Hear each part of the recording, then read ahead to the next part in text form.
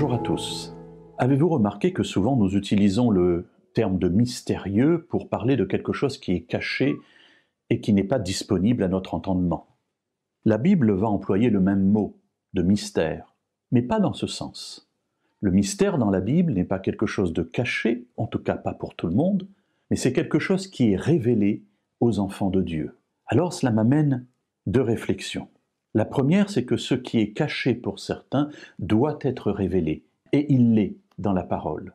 Ce projet de Dieu nous est rapporté dans un texte que nous trouvons dans la première lettre de Paul aux Corinthiens, au chapitre 2 et au verset 10.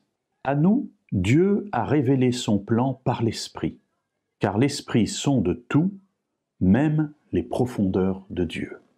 Le plan de Dieu, qui pourrait être qualifié de mystérieux pour l'incroyant, car il ne connaît pas les projets d'amour de Dieu pour nous, eh bien Dieu nous le révèle.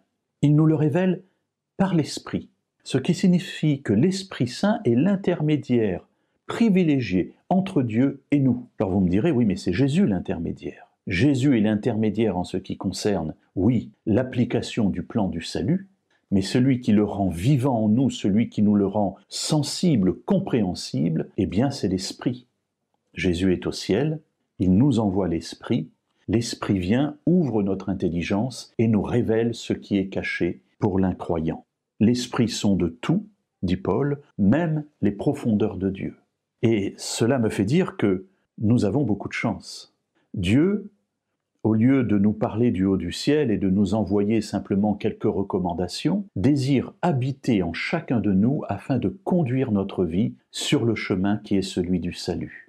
Et l'intermédiaire, l'aide, le soutien dont nous avons besoin, c'est cet esprit qui sonde les profondeurs même de Dieu.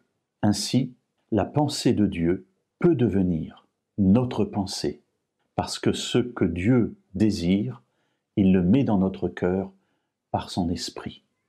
Soyons à son écoute et apprenons à le faire.